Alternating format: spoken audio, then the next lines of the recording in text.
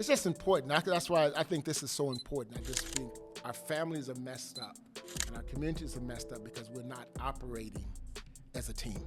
But see, the problem happens when men don't lead and we want a wife to follow a man who is making decisions. But I want you to follow me. Why? You got these sharp women, smart, independent, educated, and you sitting on the couch with the remote making decisions and want her to follow you. It don't work. If you got men who want to lead, but you got a woman who says, no, I'm independent, I'm strong, I am woman, hear me roar, I ain't following nobody, I do whatever I want to do, the team doesn't work. You see, it's about the team. It ain't about the individuals. It's about how those individuals work together as a team. And we can undermine how well the team works when we are not in our place doing our job. Welcome to Real Life Matters. I'm your host, Pastor Jason Perry. And today we're going to be having a discussion with two of my good friends, Lawrence Reynolds, with Wesley Robinson. We're going to be discussing today about the challenges of being effective leaders of ourselves and of our families and of our communities, even when it's uncomfortable to do so, even when we feel ill-equipped to do so. I'm telling you, it promises to be a very compelling conversation. So let's get to it. I'm just excited about the conversation. Even before we started, just the pre-filming conversation was, I wish we had gotten that on camera, so I'm hoping that we can reproduce some of that. But today I want to talk about this whole idea of what it means to be a leader. As you know, in a previous conversation, we talked about manhood, fatherhood, and marriage. And yes, that is a responsibility we have to be leaders in our homes, leaders of ourselves, leaders in our families, leaders in the community, leaders in the church, leader wherever you're supposed to be. But because we've been given that role doesn't mean that we always understand how to do that. We don't always understand how to do it. We know it. Yeah, I'm in that role, but I got a car, and I don't mean I know how to drive it. Right? I'm supposed to lead. I think I talked before about thinking about when there are certain things that I'm supposed to teach my son. I'm supposed to teach my son how to throw a spiral, how to ride a bike, how to catch a baseball, all of these things. Well, if nobody ever taught me that stuff, how do I know how to teach him? And I think that is one of the challenges that we have as men. We have been placed in these responsibilities, but that doesn't mean we know what to do. And so we have to learn how to grow into those things, into that role. And so a lot of this, what we're going to be talking about today, is coming from some teaching I've been doing on this idea of Adam, you're born to lead, and I learned how. And so there's a lot there. I'm not sure how much we're going to get to, but we're just going to jump in, have some conversation, and see where we go from there. So you guys have anything y'all want to say as we get into it? Let me say what I love. Any agitations, cogitations, inspirations, allegations, misinterpretations, irritations, even before we get started, to begin to look at this whole idea of leading. Anything. So I mean, yeah. I just want to jump back into the conversation that we were having in reference to Adam and Eve in Genesis. Yeah. And how you were teaching us that Adam failed to take his leadership role in the beginning when Eve was presented with the temptation of the fruit. I was telling you that it was so many, when I was studying the topic, I found so many interpretations or misinterpretations of what happened in the garden that day. And I saw that, even pastors, other influencers alike had opposite idea of what happened other than what you were saying. They were saying that perhaps Adam, because of what he said in Genesis, when God asked him, what happened, when he was asking him, when he found him and he asked him what happened, Adam said, the woman that you had given me Right. gave me an apple, and Or fruit. or fruit, I'm sorry, and I ate it. Which, if Adam wasn't lying, he's saying that he was unaware of where the fruit came from, which could lead one to believe that he wasn't there when she picked the fruit. Okay, so let's back up in that text a little bit if we're looking at this, because again, if we're going to come at this and we're going to use Adam and Eve as a reference as to first husband, first wife, first man, first woman. Look at that, and so often we start the narrative with Eve messed up, and now Adam's getting blamed for it. Eve messed up. The whole world is a mess because of what the woman did. And then we get this, it creates this, not competitive, conflict between men and women. Right. But if you go back and look at that scripture, this is what it says. I'm going to start at verse 1. I'm going to Genesis chapter 3, verse 1. And I'm just going to read a little bit so we can put everything in context, okay? So it says, the serpent was the shrewdest of all the wild animals of the world, all the wild animals the Lord God had made. One day he asked the man, did God really say you must not eat the fruit from any of the trees of the garden? Of course we may eat from the fruit of the trees in the garden, the woman replied. It's only the fruit from the tree in the middle of the garden that we were not allowed to eat. God said you must not eat it or even touch it. If you do, you will die. You won't die, the serpent replied to the woman. God knows that your eyes will be opened as soon as you eat it, and you will be like God, knowing both good and evil. The woman was convinced. She saw that the tree was beautiful and its fruit looked delicious, and she wanted the wisdom it gave her. So she took some of the fruit and ate it. Then she gave some to her husband who was with her, and he ate it too. At that moment, their eyes were opened, and they suddenly felt ashamed at their nakedness. So they sewed fig leaves together to cover themselves. So let's just stop there. There's a ton right there. Key point that I wanted to make, you say, well, Adam didn't know where it came from. It just says clearly right there, he was with her. Right. So where I kept finding the misinterpretation was they were saying that perhaps she brought the apple back and said, hey, I'm sorry, I keep saying apple, the fruit back. And she said, hey, I have a fruit and I've eaten it. You try it too. But what it doesn't clearly state that was Adam standing right behind her when the serpent tempted her. So if it says he was with her, he was with her. It doesn't say she brought it to him. It says he was with her. Yeah. Now here's the challenge. Without making this a theological issue, right. Problem happened. The defecation hit the isolation. The feces hit the fan. Why? How fair would it be of God for him to do all of that, and it was a misunderstanding on Adam's part? Now that's what I said. That's right. That's where my mind went. I'm like, right. Well, God wouldn't have punished. Right? You gonna tell me God is like, oh man, snap! You ain't know. You didn't know? Oh man, my bad, dude. Give me some doubt. No, he wouldn't have gone through. This was life changing, man. Yeah. Is he really gonna make a life changing, world shaping decision based upon Adam not paying attention? Right. Not knowing what grocery store she was shopping at? Right. No. I think a lot of that flows, that kind of interpretation where it's like, well, Adam didn't really know. I think it flows out of the continual issue of us not wanting to take responsibility for our decisions. I got to see what had happened was, and I don't think this was what had happened. This was Adam. So where do I get that from?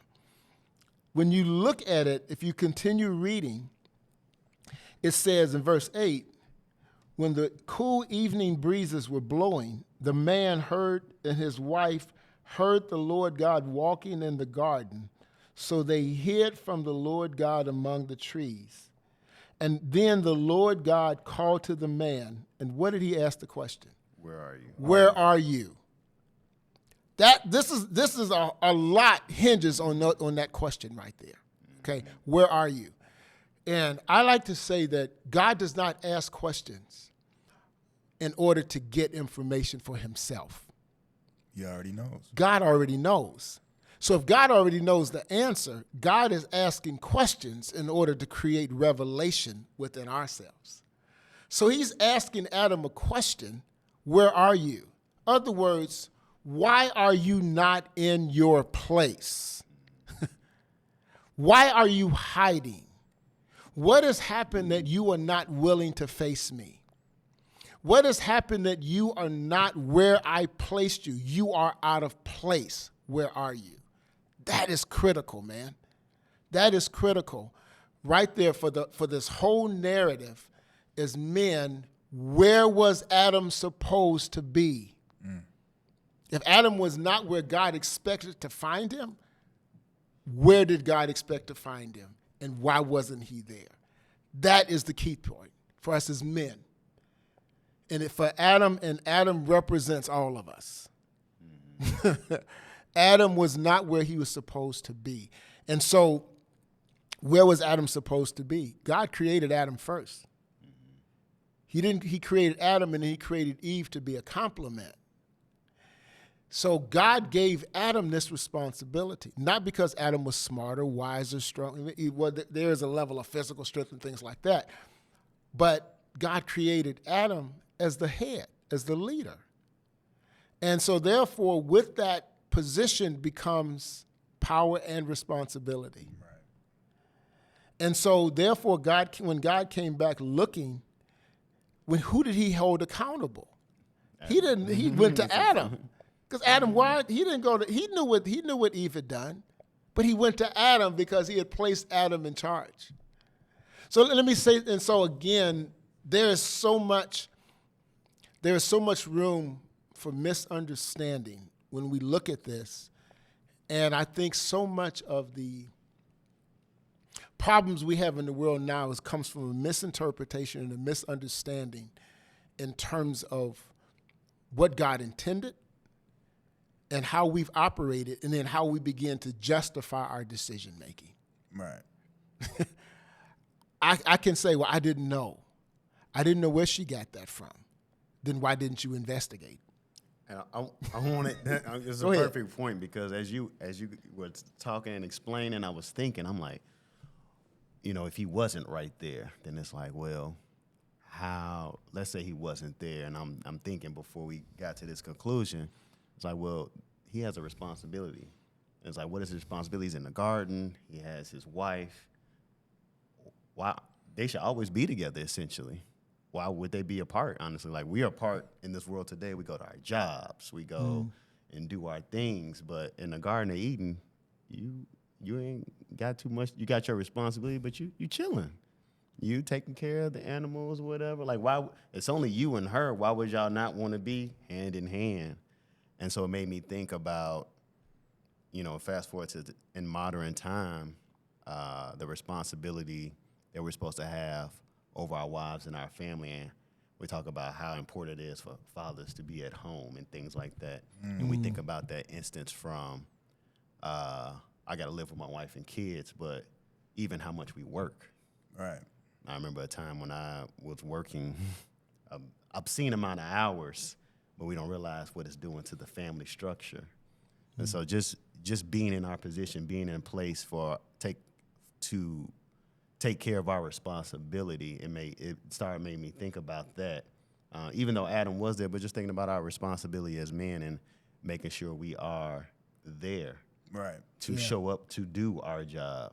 To be present. To be present. The power of presence. So look at this. Again, there's so many different nuances we can look at this thing from a number of different things. Let's say, I don't agree with that interpretation, but let's take the interpretation that you brought up earlier. Adam was someplace else. Eve brought it back to him. okay? Did not Adam still have in his mind there was a fruit that God showed him? He pointed to this fruit and he said, don't eat of this fruit. Did Adam not have that picture in his mind? He knew. Yeah. He knew exactly what the fruit was that he wasn't supposed to eat. Like. It wasn't like he had his eyes closed and it's like, it's like I'm sitting here and this is blind taste testing. What's this fruit? Yeah, what's this fruit? You know what those games where you put they have something and you put your hand in there and you're supposed to be trying to identify Guess what it is. Mm. He knew what the fruit was because God took him there and said, don't eat of this. Yeah. So when Eve brought it back to him, it wasn't like, oh man, where'd you get that from? He knew that was the fruit that he said, don't mess with that. Don't eat it. So even if he wasn't physically present with her during the conversation, when she brought that nefarious fruit to him, he should have went, wait a minute, God said, don't mess with that. I'm sorry. Adam can't get out of this one. No. Yeah. He can't get out of the fact that he knew what was right and he chose to do what was wrong. For whatever reason, he chose to do what God told him not to do. I'm in agreement to that interpretation. And Yeah. I think that that's a strong foundation for the conversation that we're trying to have today. You know, Yeah. that we have to establish Yeah. who we were created for. Right. The purpose that we were created for and our authority as men. Yeah. But I wanted to go back to that verse again, Which one? 3:1, Okay. when the serpent tempted Eve. It says, now the serpent was more crafty than any other beast of the field that the Lord God had made. He said to the woman, did God actually say you shall not eat of any tree in the garden? And the woman said to the serpent, we may eat of the fruit of the trees in the garden. But God said, you shall not eat of the fruit of the tree that is in the midst of the garden, neither shall you touch it, lest you die. But the serpent said to the woman, you will not surely die, for God knows that when you eat of it, your eyes will be opened, and you will be like God, knowing good and evil. So the tree in particular was called the tree of knowledge of good and evil. Am I correct? Mm-hmm. The serpent told her that you will not surely die. Mm-hmm. But you should. He said You won't for die. God knows that when you eat of it, your eyes will be opened, and you will be like God, knowing good and evil. Mm-hmm. Now, as I was doing more studying, that caused some confusion because that appeared to be what actually happened. Adam and Eve did not die, but they became aware of good and evil. The first emotion that they experienced was shame. They went to cover themselves, and they hid. But they didn't die. They didn't die. So here's the thing. You ever had your parents tell you stuff? And maybe y'all are modern parents. My mama wasn't a modern parent. Like, boy, you do that, I'm gonna kill you. If you do that, and sometimes parents lie and exaggerate a situation in order to scare you out of doing something. So the question comes down to here, was this an empty boast on God? Was this an empty threat from God? Boy, you better not, you touch that, you eat that fruit, you go die. And then they eat it and they go, I didn't die. Mm-hmm. So did God lie? That's the question. So he said, wait a minute, I didn't die. I'm okay. The devil was right. The enemy was right. God is messing with my head. God is just trying to scare me. That wasn't the case. Because how do you define die? Define die for me. To not live. To not live, cease living, to be unalive, right? It's for the heart to stop beating and the brain waves to cease. That's our definition of death. That's how we read that and we go, they didn't die, therefore I can conclude that God lied. God could not be trusted. His word cannot be trusted. Empty threats.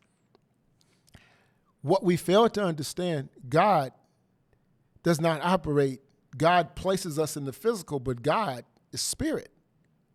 And so we must understand if they did not die and God said that they would, and God doesn't, if he's not a liar, then what happened? You have to understand what death means. Death means separation from God. When you die, you will be separated from me. Your relationship with me will be broken because you don't trust me, because you don't trust my leadership, because you don't trust my authority, you don't trust me as your creator. You break that relationship and we will be separate. And that is worse than physical death, because now you will be separate from me. So when God says on the day you shall eat it, you shall die, he says, you will no longer have relationship with me. You'll be separate from me. Now, let's see if God lied. After they ate it, what did they immediately do? They hid. And they left and they sought to be away from God. And they hid behind a tree and tried to cover their shame because now they knew, wait a minute, I can't. And so that's why God says, where are you? Right? Then he says, well, we were walking in the garden. I hid because I was afraid, because I was naked. Before it says they were what? They were naked and unashamed because their hearts were pure, because they had the proper relationship with God and there was no brokenness inside of them about their sexuality or their identity or their relationship. But now when they chose to put themselves as the top of the food chain, I make decisions for who I am. I decide what's best. God said what's best. I decide now what's best for me. When they do that, now they went outside of the line of authority that God had created us to be in. I'm the creator. I do what's best for you. My grace, Adam and Eve weren't in the garden because they had planted it. They weren't in the garden because they had immigrated from a desert to this oasis. They weren't in the garden because they had went and bought property in Peel Hill. They were in the garden because God graciously placed them there and gave them everything that they needed. But then he says, I just need you to trust me and I need you to obey me. And they said, nope. I'm going to talk about this in a minute. The devil introduced the doctrine of doubt. You won't die. God says you won't die. He said what? And he introduced this doubt. I'm going to come back to that in a minute. But what I wanted to finish this thought. So what happened to their relationship with God after they ate the fruit? What happened to it? It was broken. Yeah. Now they're hiding. That's the death. And so I think that is where that is the most important part, is that it is the absence of relationship with God that is death. In other words, the single most important thing we can do, the single most important thing we can do is to be in right relationship with God. And when we choose to deviate from his authority, not because he was trying to hurt them, he wasn't trying to hurt them, he's trying to help them. He wasn't saying don't, but because they began to doubt him, now they did something that actually hurt them worse than anything that he could have done. Right. Could we say that their purity died? I think that there's a level of that, yeah. I think their purity, their innocence, because he said they didn't know. Now, let me tell you something. Evil existed in the world. Mm-hmm.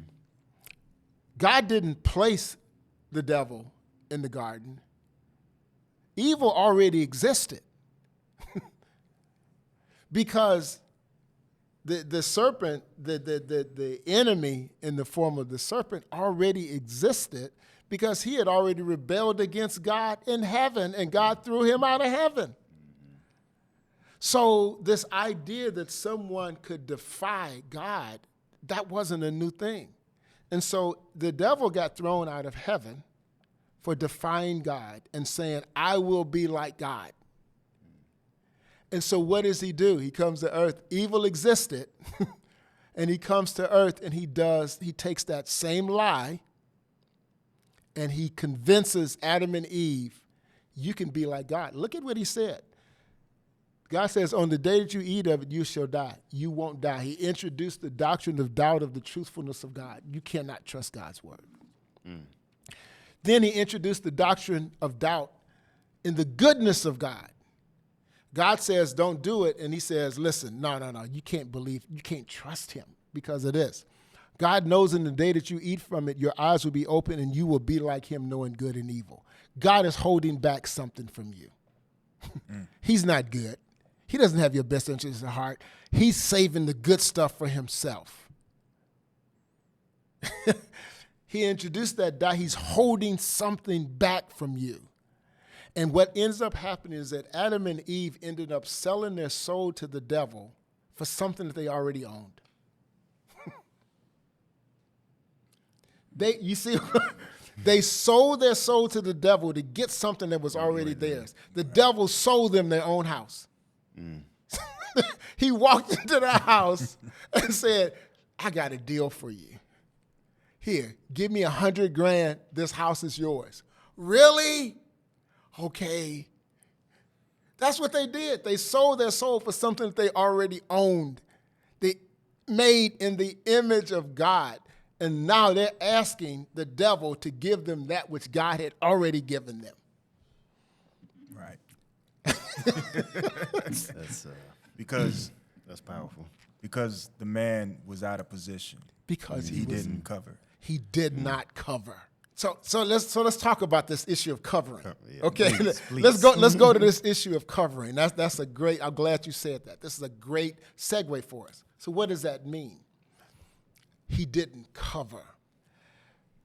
I think that there are men have four major roles, four significant roles. The priest, the prophet, the protector, and the provider of his home. Let me say that again. Those four things. Priest. He is supposed to be the intercessor. Mm-hmm. He is supposed to be the one who, what is the word intercessor? Stand in between. And stand in between whatever that may be. He should be the one who stands in between his wife, his family, his children, and any danger or anything I am leading, not because I'm bigger, smarter, faster, more intelligent, and you all are weak and pitiful, but because that is my role. I am supposed to be out front. I'm supposed to lead. I'm supposed to be the intercessor. And that intercessor, we could talk about prayer. We could talk about a number of different things, but just in the role of intercessor, he's supposed to be the priest. The priest is supposed to be the one who keeps the people aligned with the truth of what God has said.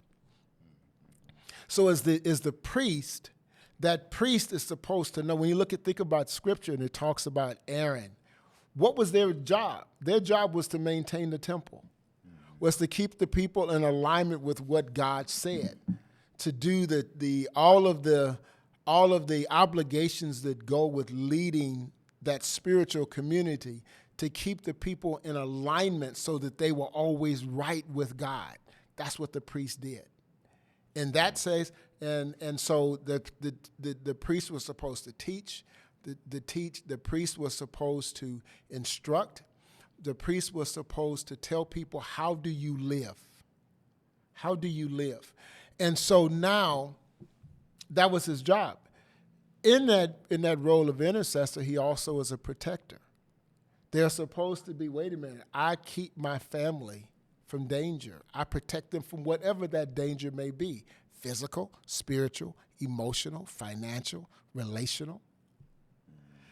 But there's also a provider. There's a responsibility for that man to provide for his family what they need in order to be healthy. And that could be any number of different things, right? And so if those are our primary responsibilities of men, to be the priest, prophet, protector and provider for our homes. That's covering. Is that I am making sure that my family is safe. And I am making sure that my family is where they're supposed to be in order to be right within our unit, but right within the community and right with God. You said prophet. What? Could you expound The on the prophet, the priest is the intercessor. The prophet is the one who aligns. Okay. Yeah. I think I misspoke You that put it- earlier. combined Thank it you. I together. combined it. Okay. So the prophet is the one. The prophet is in that role as prophet, as men, we are supposed to know the word of God and to align our families with the word of God. Keep them truth. Speak the truth. Because truth, the scripture tells us this, we should know the truth and the truth shall set us free. It means on the opposite, lies do what? Lies bind us. Lies enslave us. They do. Lies enslave us. You know, you got to remember, you tell the truth, you got to remember a lie. And one lie leads to another. One lie leads to it, and the next thing you know, you are enslaved to this. What is that old thing? Oh, the wicked web we weave when at first we practice to deceive, or something like that. Lies weave this web of misdirection and deception that entangle us. But truth sets us free. And so as the prophet in the home, the prophet, the priest, the priest, and the prophet, the priest intercedes, the prophet aligns the family with the word of God. What is the truth so that we are not in bondage? Right? When a man fails to keep his family aligned with truth, whatever that truth is, and I'm going to say something. This goes beyond the spiritual aspect of it. Even if a man says, listen, man, y'all talking about this Jesus and talking about the Bible. I don't believe the Bible. Okay, fine. You don't believe the Bible. You still have a responsibility to be an intercessor for your family. Right. You don't throw your family under the bus. You don't throw your wife under the bus, and you don't take care of your responsibilities because you still have a responsibility to intercede and to lead your family to be there in the front and not making your wife responsible for everything. You still have the responsibility as a man to be a prophet in terms of aligning your family with truth.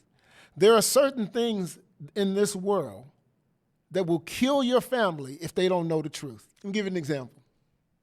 Somebody might not like this illustration, but I'm going to use it because it's the truth. I have a friend of mine whose son, it's a white friend, and his son and my son are the same age. They got their license at the same time. When I'm talking to my friend and I say to him, yeah, man, I had to tell my son, listen, when you get stopped by the police, make sure you keep your hands at the 10 and 2 position. Make sure you don't make any sudden reaches for anything. Don't be leaning under the seat, talking about I got to get my wallet. Don't be going to the glove compartment. When that officer stops you, I need to make sure you look at him in the eye and say, yes, sir, no, sir. I need you to make sure you are polite. Don't be running your mouth. Don't be defiant. All of those things. And I gave him the whole rundown of what happens when you get stopped. Not if you get stopped, but when you get stopped. My friend said, I didn't tell my son none of that. I just gave him the keys. I said, you don't have to. That's the truth for me as a black man. That is the truth. Driving while black is a real thing. Now, for some folks like, Jason, you being woke. No, I'm being real. And so therefore, that is the truth for me. I need to tell my son certain things. And if I don't tell him that, I am not protecting him. Right. I am not protecting him. I need to tell him there's a truth in this world. There are other truths in this world. That was just one of them. But there are other truths in this world that I need to align my children to. You need to learn how to read. You need to go to school. You need to learn how to read. You need to get a good education. You know, and you can pick your truth. It has nothing to do with scripture, nothing to do with the spiritual realm. There are truths that if you jump off a building without a parachute, there's a truth called physics and that you will fall at a rate of. and you won't fly, you will die. Those are truths. But if we don't tell them certain things because we're not present, we set them up. As a man, I still have a responsibility to be a protector. How often do we put our children in our spouses, in our families in danger because of our activities? How many kids get shot in drive-bys because daddy is banging? Because somebody is slinging, and now your family is in danger because now you're not protecting them. Right. How do I protect them in terms of even my words? Am I keeping them safe, or am I doing damage with my words? That's not protecting. Am I being physically abusive? My mother's first husband was killed trying to kill her and my brother. That's not protective, because you put you did damage to your family, and then you put your family in danger because you walking around with a gun and trying to shoot them. But then you put them in further danger because now you're gone and you leave a woman with 6 kids in a poverty situation. You are not operating as a protector. You're not working, you're not operating as a provider. You see what I'm saying? This is beyond just the spiritual realm. I talked about it in the spiritual realm, but as men, we still have those roles. We have a responsibility as an intercessor, as an aligner with truth, as a protector of our families, and as a provider for our families. We have that responsibility to be that. And you can say, I don't like that role. Tough. Tough. Water might not like being wet. It's still wet. Fire might not like being hot. It's still hot. Well, Right. and it's a choice, because you don't have to have a family. You don't have to go be a husband. You don't have to be a father. No. You don't have to do those things. It's a choice. But when you make a choice we make those choices now realizing the responsibility Right. of it, the true responsibility of it, and what we're supposed to do. Right. Yeah. There's choices that we make. Right. And now what do I do with those choices? I can't say, oh, man, I shouldn't have done it. Yeah, but you did. Sorry, it's too late. It's done. It's there. So now what do you do? And I think that's part of, to me, the definition of manhood is living up to the responsibilities for the choices that I've made and the responsibilities that have been placed upon me. I don't get to say I didn't make that choice. Okay, fine, but you're still there. I had another question. So Yeah. to go back in order to go forward, what spirit do we think Adam was operating in when he chose not to cover Eve the way he should have? Yeah, I think to a certain degree, okay, we said wouldn't cover Eve. So I was about to say, I think that there was a defiance to God. There's a defiance to God. God said, and maybe God ain't telling me the truth. So in terms of the spirit that he was operating in, the mindset, if you want to take it out of spiritual terms, but the mindset that he was operating in, you can't tell me what to do. I know better. I had a young brother that got married, and I wasn't sure about him getting married. And I said, you know what, I'll do the wedding on this condition, that you continue the counseling after you get married. That was in 2018, in August of 2018. I ain't heard from the brother since. He ghosted me like Casper, man. I think that's right. And so after like 4 months, his wife finally called me. I said, where are you all? I've been calling you. I've been doing everything else, you know. Like, oh, Alita Adams, I don't care how you get here. Just get here if you can. Y'all ain't here at all. What's happening? And he said, this is what his wife told me. He said, I don't need no man telling me how to be a man. See, that defiance, I am the controller of my life. But apparently this young brother did need a man telling him how to be a man, because 2 months after he got married, he was with another woman, living with another woman. living. not kicking it, living with another woman 2 months after he got married. But his defiance of what he perceived to be somebody telling him what to do led to that. And his life spiraled out of control in a number of different ways. So that's in terms of that realm, in terms of, as men, am I willing to submit to the authority and the accountability of being in a relationship with other men that may be able to help me? Okay. But I'm 65. I still have a mentor. Because I think there are still people that I call and say, yeah, what do I do with this? And I just remember recently calling this older man that I consider to be a mentor, and I was struggling, and I was about to make a decision, and I said, what should I do with this? And he said, leave it alone, Jason, don't go there. And he explained it to me, and I said, yes, sir. And I didn't do what I was about to do because I was willing to submit to an authority. But in terms of with Adam, I wonder about that. You say, what was the spirit? What was the mindset that Adam had in terms of why didn't he do what he was supposed to do with Eve? I think that has to do, I call it Adam was hovering rather than covering. Like that. He was hovering. He was hanging out. He was there. He was in the vicinity, but he wasn't operating in his responsibility. And what would you call that? Passivity? There was passivity.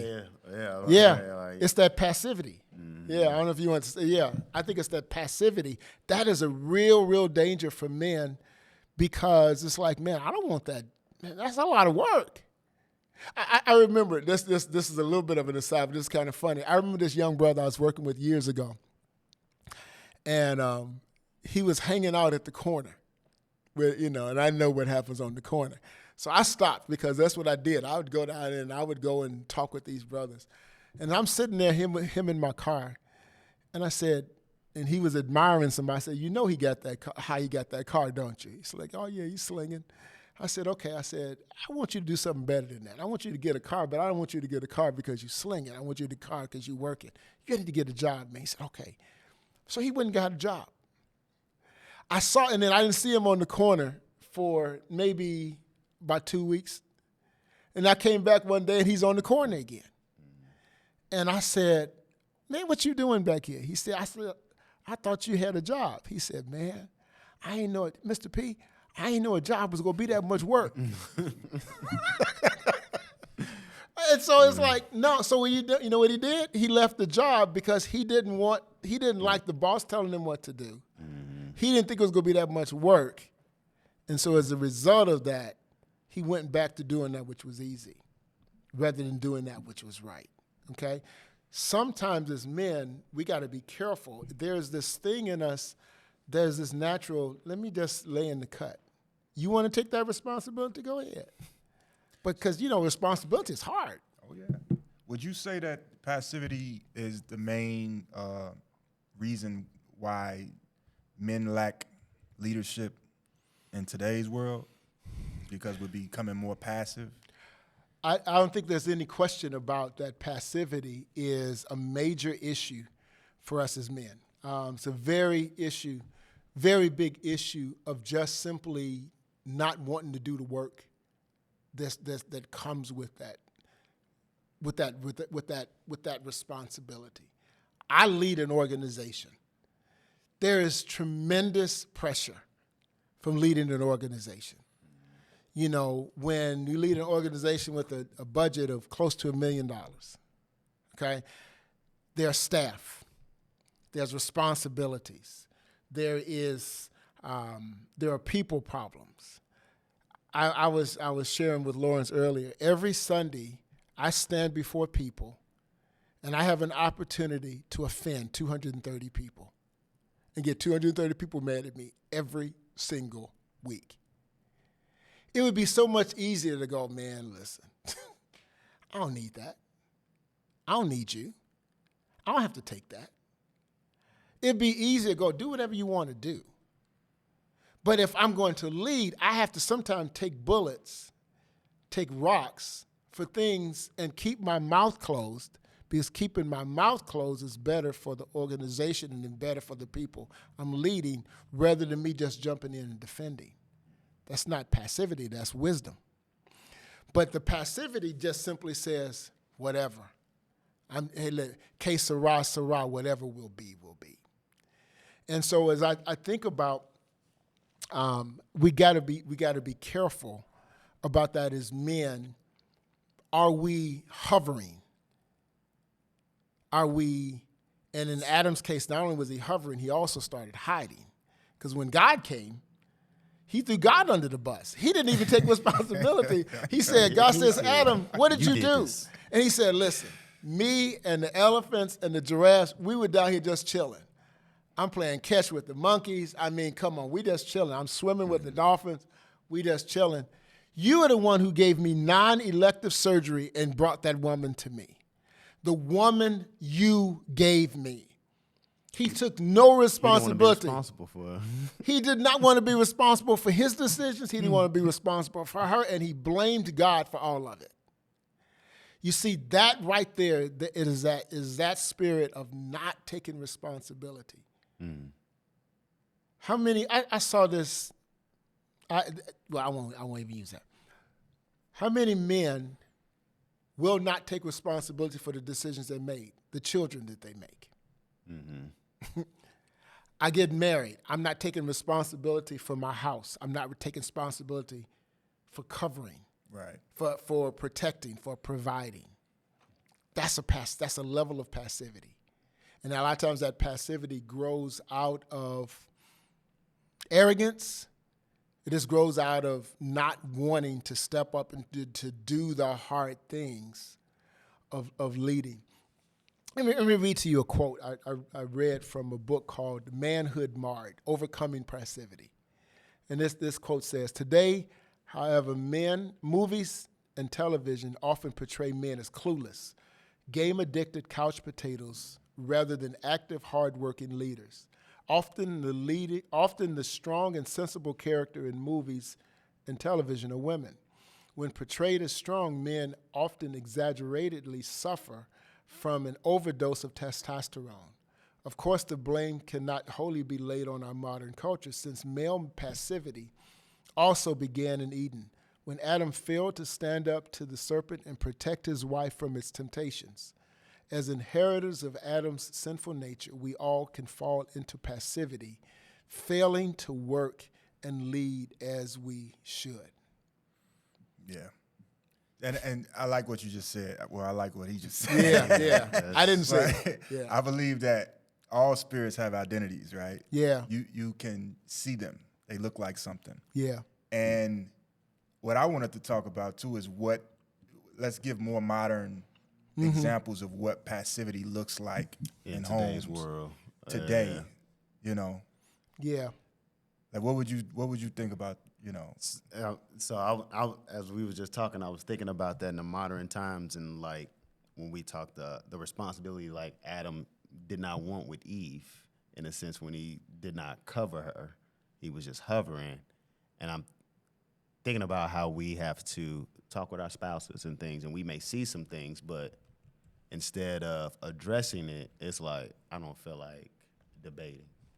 I don't feel like arguing, so I'm just gonna let it be. But of course, it snowballs. Yeah. It's not something that just goes away and that we ignore it, and it's like, okay. But just from having, like you said, happy wife, happy life. Again, growing up, I see my father, and my parents were heavily rooted in church, and they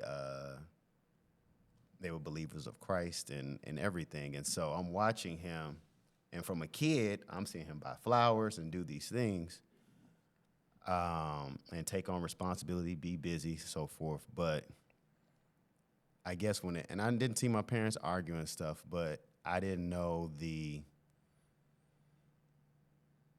I wasn't in the Bible. I didn't know the direction God, I guess the rules that he gave for us as men. And while my father showed me a lot of things, he didn't teach me a lot of things. He didn't sit me down and say, hey, this is how you're supposed to be. This is why I do what I do. Right. I'm just watching, observing, and drawing my own conclusions. So when it comes to having discernment and making sure if my spouse has a idea, it's like, okay, let's take this to God first. Let's go to God with this first to get clarity on things. But even just using the human brain, it's like, this don't seem like a good idea, but I don't want to hurt my wife's feelings, or I don't want to deal with the outcome of whatever I say. So I'll just be somebody can easily find themselves being passive by it. Yeah. Absolutely. Yeah. I think. How do we? I'm sorry. No, you guys like. I guess when you say it's like how, and that's just one example of things. It even comes with children. Yeah. I guess that question is like, how do we, in today's terms? Because I don't know. It just feels like it's so deep, because it's like we got to be aligned with God. And it's like, okay, well, is my marriage even on? Our marriage is aligned. So it's like, okay, our marriage is aligned. That's good. You believe in God. I believe in God. So we got that. Because being in a household without that, I know can cause a lot of disshuffle. But when you both are, how do you do it gracefully? How do you do it mercifully? Yeah. Were you gonna say something else about? Yeah, I was gonna just expound on that. I think we love peace. Yeah. Yes. There you go. Yeah. We complex in a way that I don't believe that we are inherently lazy men. I think we like to work, but we also love our peace. Right. And that goes back to the Bible when you talk about Adam. He worked the garden, and he and everything was good. But he also in that work he found peace. Yeah. You know what I mean? He didn't have to worry about anything. Everything was taken care of. He had peace. And I think that we often go back and seek that same level of peace. So when we fast forward to today's time, we still want that peace. We'll go out and go to work, work hard, come back home, but we just want peace when we get there. You know what? They say about the man's home is his castle. Why do we have man caves? Because we want to escape the trauma and the drama, right? And so I can tell you, I think about going back. My wife and I now have been married for 37 years, 1 month, and 10 days. Okay? Just note it down to the day. How do I know? Right. So I look at that. But I think about when we first started dating 2.5 years before we got married, right? I was a cave dweller. And what do I mean by cave dweller? I'm not talking about I was walking around with a club, whacking people upside the head. I was an emotional cave dweller. In that what happened when I got upset, when I had some difficulties, I just went into the cave. I didn't deal with stuff, right? Now I'm engaged. I'm involved with this woman who wants to talk about stuff. And now I got to come out of the cave emotionally. Okay, I got to come out of the cave and have a conversation. I got to deal with my stuff. I don't want to explain to you why I'm thinking this way. I don't want to have this guy, how are you feeling? Ain't that your business? Leave me alone. And so what you do, I go back into the cave. And so I think part of that passivity, to be honest with you, I think part of it is the inability of us as men to deal with those painful things, that the emotions, because we have been told that emotions are feminine. We have been told, and so I like to use this illustration. I don't want to get too far off on this, but I'm just kind of digging deeper into this piece of the cave. You remember when you was in grade school and you had your first box of crayons and it was like the 8? I just remember, well, y'all are young enough that maybe y'all started with a bigger box. But when I was in school, we had the box of 8 crayons. Everybody brought their crayons. And it was like 8 colors. I know black, white, yellow, red, green, blue, and maybe something else, okay? Then I remember the first time somebody bought that big old box, that's 64. It's like, what the heck? How you got 7 shades of blue? It's only one, it's just blue. There ain't no aquamarine and teal. And it was like thrown because I'm so used to operating with that box of 8. I think for many men, our box of crayons when it comes to emotions, we got 8 colors. Well, some of them we don't even use. Ain't nobody ever colored with the white crayon. Mm-hmm. We only use a few of them. And so emotionally, we become stunted because we only use a few of those crayons and a few of those emotions. And then, but we live in a world that the box of colors is 64. Mm-hmm. It is intimidating to begin to operate at that level when I got to start to say, I'm scared, I'm afraid, I'm embarrassed. We only know angry. Yeah. Yeah. We know angry. I know pissed off. But I don't know how to share. Wait a minute, I'm embarrassed because that means I'm vulnerable. Now when I'm starting to share these emotions, one, because we don't understand male, female, we say, well, that's feminine. No, I'm not feminine, I'm human. And so our inability to effectively deal with emotions as they hit us, it becomes easier to go into the cave and hide rather than to come out and deal with that, because sometimes emotions make us vulnerable, and we're afraid that our vulnerability will become weaponized. Absolutely. We're afraid that if I'm vulnerable, you're going to use that vulnerability to some kind of way come back and hurt me. Right. You know, and so I think those are so that passivity comes, it's easier to bring this back to the peace. It is easier to not have words so that I am not put in a position where I got to deal with the emotions that come with it. It's easier to say, yes, dear. It's easier to grunt rather than have to argue. Yeah.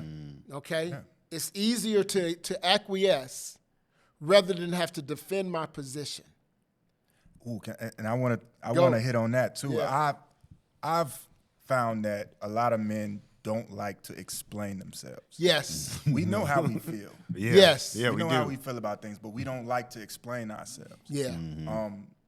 Especially because of what you just said about our emotions and how we typically operate out of anger or pride. Right. We have to downshift that when we're discussing with our wives. Exactly. You can't come to her Exactly. with the same energy that you just came with the guy at your job. You Right. know what I mean? Exactly. So I think a lot of times I see that a lot, and I experience that a lot. We don't like to explain ourselves. Right. You know? I'm right. I'm good. I said, I had a guy who recently said to me, we're dealing with some problems he was having in his marriage. And his attitude was, I told you I loved you. I told you. Why do I have to say it again? I told you. I do not prove it by what I do, but she's like, but yeah, I would like to hear it. Why? It's like, so what I'm saying is that we got to learn how to deal with those things and not just, I'm going to tell you, can I be honest with you? I have a temper. No. I do. I have a temper. You know, look, I've always wondered, I've been like, man, how does he? All right, man, that's a man of God for you right No, there. bro. I'm telling you what. Let me tell you something. I would have never known. Leon exists. Yes, there's Pastor Perry. Leon is alive and well. It takes enormous discipline on my part not to let Leon come out, because Leon is there. And I have to be able to figure out, how do I respond to that? How do I deal with that and not allow Leon to come out and do damage? Because I recognize the responsibility. I have the power of my words, the power of my behavior to impact others. So therefore, you can either be, but that comes with awareness of yourself. If you are not self-aware, what you would do, you would just allow Mount Vesuvius to blow up all the time. Because you don't care how it impacts other people. But when there's a level of self-awareness, then I recognize, no, I just can't say the first thing that comes to my mind. Everything that comes up cannot come out. And so if you don't learn how to control it, rather than you doing the effort to control it, you just simply shut down and become passive. I'm not going to say nothing. rather than having to do the hard work of explaining or the hard work of admitting I was just scared. I wasn't just angry. I was scared. You just saying that just made me think about, it's like pick your heart. Pick your heart, man. It's going to be hard either way. Pick your heart. That's it. If you pick this hard, there's a light at the end. But if you just want to keep going, ignoring yourself and your emotions, your problems, it's going to continue being harder. It's going to continue to be hard, and you have to pick your heart. Listen, it's hard to be 30 pounds overweight. It's hard to be in shape. Both of them are hard. Pick your heart. You know what? And I can tell you, as a man with a temper and being married for 37 years, this is what I understand. There's a greater picture for me. I am understanding that my words have implications and my actions have implications, my words have power. Therefore, when I am confronted with something that bothers me, I have to make the decision, wait a minute, my wife is my best friend. And why would I do something that's going to hurt my best friend? You see, that's not being passive. And so if I am super passive and I go into the cave, then I am telling my wife that you're not important. My peace is more important than our relationship. And peace is not just simply the absence. Let me say this about peace. Peace is not simply the absence of conflict. I am not looking for the absence of conflict. How do you get the absence of conflict? I can walk away. I don't have conflict. I can shut you down emotionally. I don't have conflict. I can acquiesce and give in. Yes, dear. I don't have conflict. I can go into my man cave and turn up the sound so I don't listen to you. I don't have conflict. I can emotionally shut down and you become like Charlie Brown's mom. Wah, wah, wah, wah, wah, wah. That's all I'm hearing. I don't have conflict. I don't want the absence of conflict. I want the presence of peace, of shalom, which means I want what is best for us as a family, as a couple, as a relationship. What is best. And what is best is I need to figure out a way to resolve this because it ain't going away. Right. And so if I don't resolve it, it's going to come back later. So therefore, the best thing to do is not to put a bandage on the cancer. It's to get surgery. And surgery hurts. So that passivity, it goes into that, am I self-aware enough as a man to be able to understand what is causing the problem, and therefore then how do I resolve it? Right. What is causing the problem, and let's deal with that. Let's not just simply cover it up, but how do I deal with it? There's another thing, busyness gets in our way. We're so tired, so I want peace. I'm so tired, I don't have time to be dealing with that. You know what, just handle it because we're too busy. We're not engaged at the level that we should, because we don't have the space to be able to deal with that. I think that entertainment gets in the way, causes us to be passive. I'm going to see if I can remember this. But for years, I've been working with boys and men for 46 years. And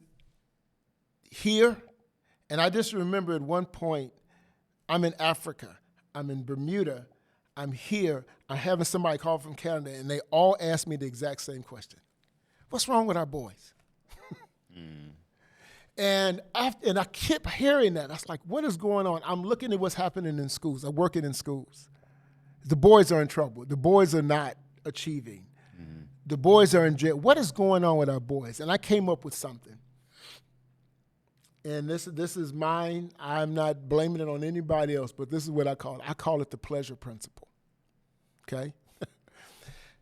And this is the pleasure principle. Their perpetual pursuit of pleasure robs them of purpose and personal discipline. The pleasure principle is their perpetual pursuit of pleasure robs them of purpose and personal discipline. What is pleasure? the obsession with fun, fans, funds, females, friends, and fame. The obsession with those things. Why in the world do I want to do the discipline of hard work? And all that comes with that, just give me my Nintendo. Give me my Xbox. I'm a warrior on Xbox. I'm a wimp in the classroom. Okay? I am in fantasy, and I can tell you all of the score, everything on Madden. But I don't get off the couch and never play myself. I can pull all the women. I can do that, and I'm good looking, and I'm fit, and all of the honeys want me. But are you taking responsibility for what you're doing to them emotionally, physically, socially, spiritually, financially? I want fame. I will pursue fame. I want to be an influencer. What are you influencing? How do you become an influencer? By just doing reactions? There's this guy that is worth about $20 million now, and the only thing he does, he never talks on videos. I know exactly what all he does is like, he says nothing. What is he bringing to the world? Nothing. But now kids look at that. And it's an influence. I'm influencer, and I'm a millionaire because I'm being an influencer. I cannot tell you how many kids in the last 6 years, what do you want to be? I want to be an influencer. I want to be a YouTuber. What do you want to contribute to the world? Who cares? I just want to make money. Funds. You see what I'm saying? Yeah. That desire for pleasure, it is so much better for me to eat Krispy Kreme than it is to do push-ups. We got to be careful of that as men, is that pleasure will rob us of that desire to pursue greatness, to pursue purpose. I just want to be entertained. I just want to have, what's the song? Girls just want to have fun, so do guys. I just want to have fun. I just want to have fun, man. Don't be talking about no work. I want to back up just for a second, right before we got into there, and when you talked about,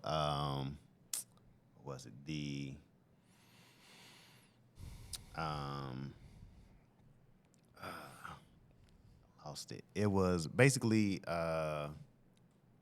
how communicating with our spouses or whatever it may be, and how instead of we don't talk. Mm-hmm. We're scared of our vulnerability being Right. weaponized Yeah. against us. Mm-hmm. So, which I'm sure we probably all experienced that at one point. How, I guess, it's like when your vulnerability is weaponized against you, how do you go back and still want to do that again? Because it's like, fool me once, Right. you know. Yeah. How do you respond when your vulnerability has become weaponized? I think, again, vision is important. Mm-hmm. What is the bigger picture? What is the bigger picture? I can win the war and shut my wife down. I can say something and win the war. You did this to me. Okay, at what cost? What cost am I willing to win that battle? Mm-hmm. If I don't keep in mind the bigger picture of my marriage and my desire to be married, not just in a relationship, but in a healthy, loving, productive relationship, if I don't pay attention to that bigger picture, then I will make short-term decisions that have long-term consequences because I ain't paying attention. I think it's vision. I think there's a vision in terms of the responsibility I have to my family, to the community at large, mm-hmm. that I need to pay attention to. But I think also the ability to be able to communicate. Yes, you know what you just said, that hurt me. I need you to understand that. That hurt me. Mm-hmm. And this is what that did to me. When you said that, this is how I felt about it. So it's the ability to communicate. So part of that is effective conflict resolution, but there's also effective communication. Mm-hmm. Communication is not simply getting your point across. Communication is not simply making your point. Communication is talking and listening with the goal of understanding. So do we understand one another? Too many of us live in that Cool Hand Luke world of what we have here is a failure to communicate. We can't have those failures to communicate. We have to be willing to say, listen. I think about something, I got to make a call to somebody today because they said something that really bothered me, and then they came back and said, are we good? And I was like, yeah, we good. I was like, no, we're not. Mm-hmm. I got to go back and have a conversation with them today. Let me tell you what I heard, and let me tell you how that impacted me. And that may make things uncomfortable for a minute, but if it heals, surgery hurts, but surgery can also heal. Mm-hmm. And so therefore, when we have those injuries that come from our vulnerability being weaponized, we got to be willing to sometimes confront those things and to address them, not just sublimate them or saying, I ain't letting you get close enough to hurt me again. I had a student years ago who was just brilliant girl, but was not very nice. And at the school, nobody liked her. And I came in as a new teacher, and I was like, oh, I'm going to take her as she's going to be my project. I'm going to win her over. And I would talk to her, and then every now and then she would do stuff. I would go, hey, how you doing? I'll call her Mary. Mary, what's so good about it? Why are you talking to me? I was like, girl, don't you realize that I'm the only person who likes you? You better don't be pushing me away. I'm the last friend you got, right? And so I said, why do you do that? You just do that every now and then. You come out of this box where you just push me away. She said, I've been hurt by people. And she says, I decided I'm not going to let anybody get close enough to me so they can hurt me again. I said, you got that down good. You've mastered that skill. There's only one problem. If nobody can get close enough to you to hurt you, they also can't get close enough to you to help you, to hug you, or to heal you. With relationships come risk, the risk of pain, the risk of injury. I must take that risk in order for the greater good of what I can get from that. Right. We think about those things. Yeah, but again, thought about it coming at a risk. Yeah, it comes at a risk, but I have to be able to recognize there's a bigger picture. We don't always operate on bigger picture stuff. We operate on what do I feel right now. Right now. It's in the moment. Yeah. We live for the moment rather than in the moment. Living for the moment is saying this moment is all that matters. Living in the moment says I must enjoy the moment, but I must recognize that there will be other moments that will come that I need to prepare for. And if we as men, because as leaders, don't just operate in the moment. Leaders are looking at bigger pictures and said, what are we trying to accomplish? Vision. We haven't talked about that a whole lot, but vision as men is critical. What am I working towards? What am I working for? What is the world I'm trying to create? What is the family I'm trying to create? What is the life that I'm trying to create? And I have to have the vision to be able to effectively rule out things that will not help me get to my vision. I got to be able to say, this is not going to help me get to my vision. This relationship is not going to help me accomplish my purpose. Right. This decision is not going to help me accomplish my purpose. And when I can get that, when I can begin to operate with that level of purpose, but what did I say about the pleasure principle? The pleasure principle says my perpetual pursuit of pleasure robs me of personal discipline and the pursuit of purpose. Where the discipline comes in. There's a discipline that has to happen. Yeah. You see what I'm saying? Yeah. I'll add to that too, if I may. If you were already in a relationship, already married, and you find yourself lost in busyness or entertainment, the things that we just talked about, that's what fosters the passivity. Yeah. You know, that fosters that spirit of passivity.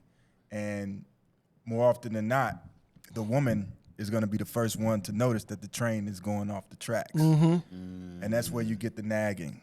Yeah. Hey, what's going on with this? What's going on with that? What's going on with this? Because you were unaware, you were distracted, you weren't focused. You don't even know what's going on with this and that. Right. You know what I mean? And that's what creates the conflicts that a lot of people are dealing with. You know, they don't want to have those arguments or they don't want to have those conversations. And they're becoming passive because they're not in the leadership position in the first place. They're not at the head of the train. Yeah. You know, the woman was at the head of the train. Yeah. And she saw that it was going off the track. Yeah, because you're not paying attention. You're not paying attention. You on your Switch. Yeah. You on your Nintendo Switch rather than at the control of the train. Yeah. So you don't even see what's happening. Absolutely. And like you said with the nagging, we look at that and it's like, now you're getting on my nerves. Like, what? Right. I told you, leave me, Leave me alone. Leave me alone because leave me alone. I know I'm shutting off my responsibility. I don't need you calling me out about it. Absolutely. Yeah, but wait a minute. The family is suffering. Our relationship is suffering, but you focused upon getting the high score on Madden. You know, and I'll tell you, I'm going to give you another thing that creates the passivity in terms of what this looks like in modern fear. There's this issue of we may be afraid of the reactions of others. How many people don't say what they need to say because they're afraid of being trolled? They're afraid of getting canceled. Afraid of being set aside. Fear of missing FOMO, fear of missing out. Okay, I'm afraid I'm going to be left out of the group. I'm afraid I'm going to be left out of the I'm going to be put to the side of you uninteresting. And so we're afraid. And so therefore we say nothing because we're afraid. In that fear of the responsibility of making hard decisions. It is, again, as in my role, I have to make hard decisions. And I'm leading other people in that. And we had to make a decision.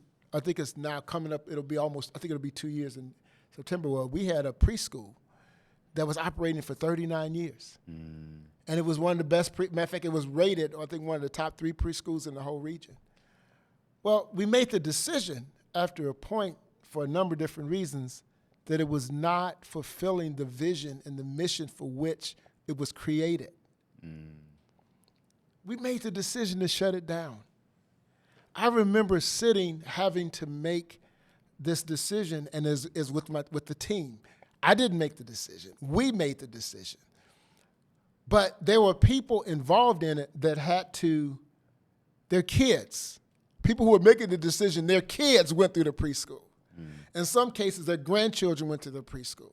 In some cases, they went to the preschool. And they're involved in this decision. And people were kind of going around this, and I said, this is the right thing. And I had to lead them through that process of evaluating everything and say, what's the right thing, not what's the easy thing. And I would never forget when we made that decision, and I had to sit in the room with 7 people and tell them they were losing their jobs. And I sat there and I did it, and when they left the room, and I sat there and I cried like a baby. I could not allow my emotions to keep me from doing what was right.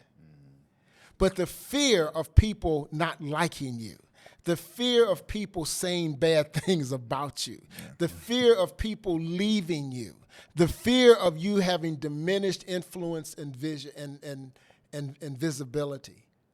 Those fears, the desire to keep people on your side, can sometimes keep you from making the right decisions, and therefore you passive. I'm just not going to make a decision at all. It'll just work out. And to add to that, the fear of making a mistake. The fear of failure. Get it wrong, yeah. That's massive. The fear of failure is massive. That's one of the biggest ones right there. Yeah. It gets in the way of us doing. I gotta make hard decisions, and you know what?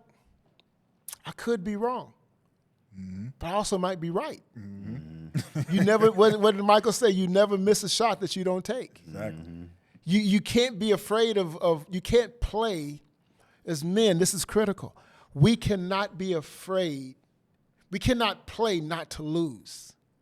We must play to win. And so let's use football. How often do you see teams lose and another team will go down the field in 30 seconds and win the game? Why? Because they're in prevent defense. We don't want somebody to throw a bomb over our head, so we're going to play way back. So you know what the other team does? They dink and dunk. You're going to give me the 15-yarder? I'm going to give you the 15-yarder. I'm going to take the 15-yarder. Well, guess what? 5 15-yard receptions is equal to 1 75-yard reception.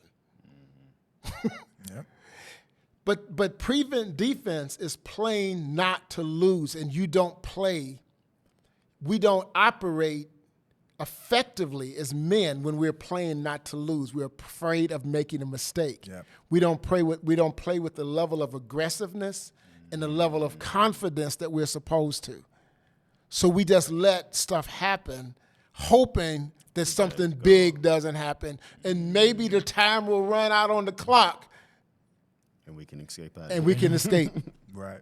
We must learn as men to play to win with confidence. I might lose, but you know what? I'm going to lose on the terms of doing what's right, not what's easy. And that, as you say that's how we learn. Yes. Because if I go lose with confidence, now I'm going to go back and evaluate what I did, what I can do better, and I'm going to do it again. Exactly. Exactly. And eventually I'm going to win. Exactly. Exactly. And Go ahead. well, I was going to say, think about the quarterback in that position where he has to make that choice of what you just made, right? What does that do for his teammates when they know that he can confidently make those decisions? Translate that into your family. How do you think that affects your wife and your children when they know that you can confidently make those decisions? You know what I mean? And adversely, how does it affect them when they see that you can't? Yeah. You know, They lose where their does the confidence trust in go? you. Where's They the lose their confidence? confidence in you. Exactly. They don't trust you. Your kids Right. are talking back to you. What Right. they say, You done lost the locker room. Exactly. You've room. lost the locker room because I Exactly. don't trust your ability to make decisions. Exactly. You know, I think about, I got, talking about being covering. Yeah, I got a wife and I have a daughter. I have a daughter who's 30, who's not married. I'm still her covering. I'm not letting somebody come in and take advantage of my daughter because I'm not available. I'm her covering. And so my daughter thinks I can do anything. I can't, but she thinks I can do anything. And so, but there's a confidence that she has in me because she has seen me step up. She has seen me try. She has seen me take apart the door of her car in order to give her a new window, even though I don't know what the heck I'm doing. But I'm like, oh, I can do it. And she thinks like, Daddy. I remember once she called me, I was in Denver, and she called me and said, Daddy, my car broke down. My car stopped. Where are you? I'm on 294. I'm in Denver. What am I going to do to help you? She didn't care. There's a confidence in Daddy. Yeah. There's a confidence. She had an accident, and her seats, what do you call that thing? The airbag. The airbag deployed, and so it kind of stunned her a little bit. She calls me from the ditch. She's panicking. Daddy, I had an accident. I'm in the ditch, and so on. So I'm somewhere. I said, where are you? I don't know. I can't tell. I'm disoriented. And I said, well, sweetheart, I said, have you called the police? Well, my iPhone called them automatically, and they called me. And I told them, I can't talk to y'all. I got to call my daddy. I said, girl, get out the phone with me. Now listen, she's not being irresponsible. It is a confidence in the decision-making and the covering. Daddy has me. You know you gonna got her. I got you, baby. Yes. That is the confidence we need to be operating as men. Not that we have all of the answers, but we live into the responsibilities that we have. Yeah. I will, what did 50 say? I will get rich or die trying. I will cover my family or I will die trying. Die trying.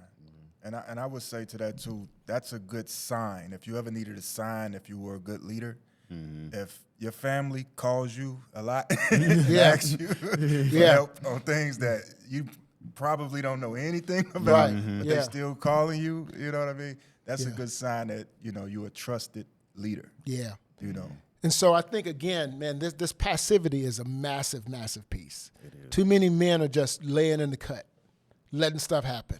Yeah. I if I can remember this, I often used to say, there are people who make things happen. There are people who watch things happen. And there are people who say, what happened? I don't ever want to be a man who's going, what? Wait, what happened? Yeah. No.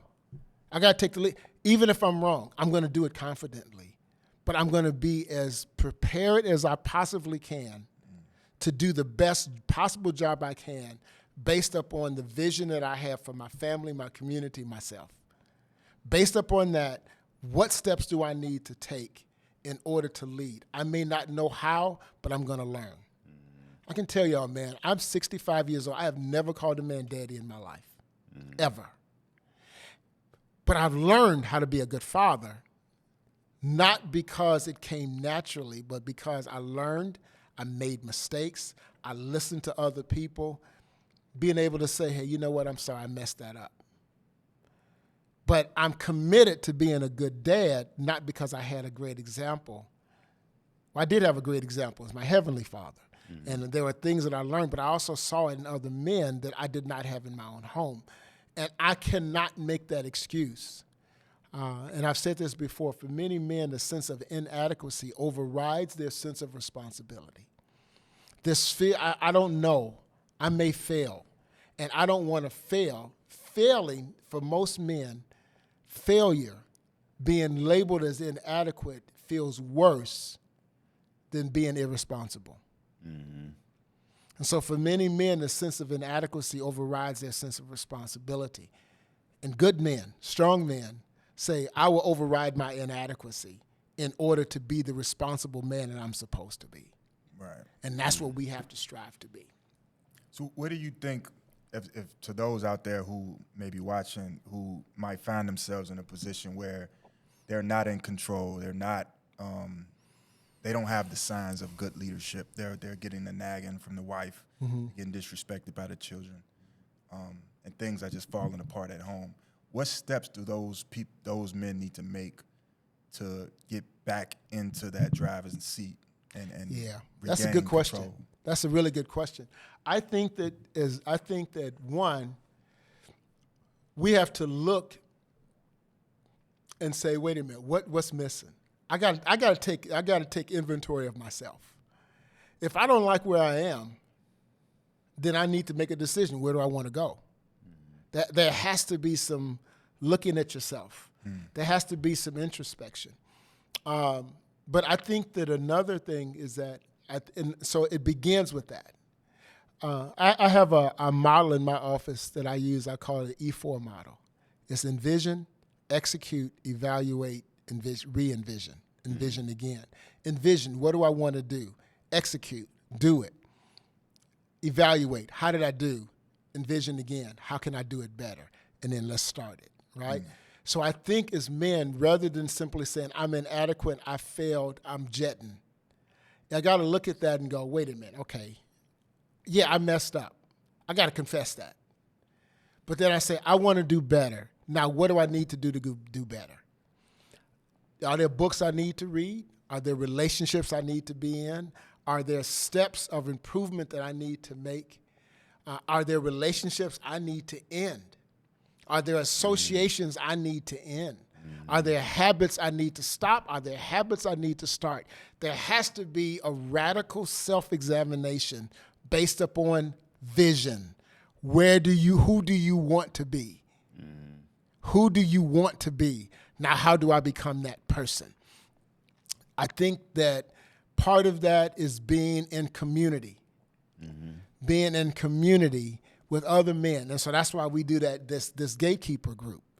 And what's our motto for gatekeeper group? Our maybe it's not motto is not the right word, but our vision statement. Men committed to learning from other men, with other men, how to be better men, husbands, and fathers. Right. I don't know, but you do. You have experiences that I don't have. How do we learn best practices from each other? Right. But there has to be that commitment. So I think that there's a commitment to being in community. I think there's also a commitment to being personal responsibility for my growth. If nobody else is doing this, I know what I need. If y'all ain't coming with me, that's fine, but I'm going. And I have to be willing to do that and make those decisions as a man, that I will do those things that will help me be the man that I want to be. So I need a vision of who that man is supposed to be. Then I need to develop a game plan of how do I get there. I need to decide who's going to walk with me and who can I take with me on this walk. What community do I need to be in of people? But if you are hanging with turkeys, why do you think you're going to fly? Mm-hmm. If I want to be an eagle, I got to hang with eagles. I can't be hanging with chickens. Exactly. When you brought up gatekeepers, and I mean, everything's full circle. Right now, we're looking at the 7 spheres of our life. Family, fun, friendship, finance, fitness, fields, and faith. And when you said, you were saying the 4E model. Envision, execute, evaluate, envision again. And it's like, if we go, as you're talking, I'm like going through all those things. It's like if any one of those ain't right, then look at it and see what's going on. Envision what you want. All right, let's execute it. And it's like, then, okay, now let's evaluate what needs to change, what needs to go, and execute it again and keep trying because you don't give up. Yeah. Especially like your family. Yes. You don't give up on God. You don't give up on your finances. Or you Exactly. Be out on the street. Exactly.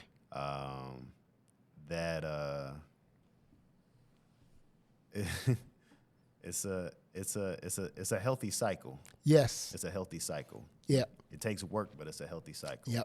Yep. It's critical. Yeah, I think another way to help you envision the life or the leadership qualities that you want to have is find it in someone else. Yeah. There's another man around you that you see, okay, he's a great leader. It doesn't have to necessarily be a famous person or anything. Nope. You could be a leader at your church. You could be a leader at, just another man who is leading his family the right way that you, admire. Yep.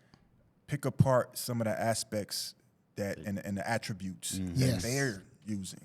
You know what I mean? And then try to acquire them, and use them for yourself. Absolutely. I've done that my whole life. I borrow from everybody I see. I take something. Yeah, exactly. Yeah, that's mine. That's mine. Exactly. I'll give you credit the first time, but the next time, this is mine. Yeah. I live by that, So I think that's something that a lot of men need to understand too, is that, like you said, you first have to look at yourself and see what's broken, what needs to be fixed, and find the vision of your life and that you want, and figure out who's got it. Yeah. Like who's living the way that you say you want to live. Right. Yeah. All right, well, okay, I see you. You got it. Pick apart what he's doing different than what you're doing. Right. You know what I mean? How is he handling things? Yeah. And, you go from there. Yeah. I think that's critical. But we got to decide, I want something better. Yeah. You got to decide, you know what, I'm sick and tired of being sick and tired. Yeah. You got to decide that, and like you said, and look, what do I want to be? Who do I want to become? Someone said to me recently, sent me a text, and he said, I can't remember exactly how the text went, but it was something to the effect of, what do you do when your present is sabotaging your legacy? Something like that. And I went, I think you got this wrong. I said, you are looking at legacy as something to be pursued. Like it is fixed, and there's something that you can do in the present that is some kind of way going to diminish your legacy. I said, no, legacy is the fragrance left behind of the life you've lived. Other words, your legacy is being established not as some fixed thing that you're pursuing. Your legacy is after you've lived your life and we look back, this is what I remember about you. So what you do today is determining what people are going to remember about you. You determine that legacy based upon how you live your life. It is not something that's established.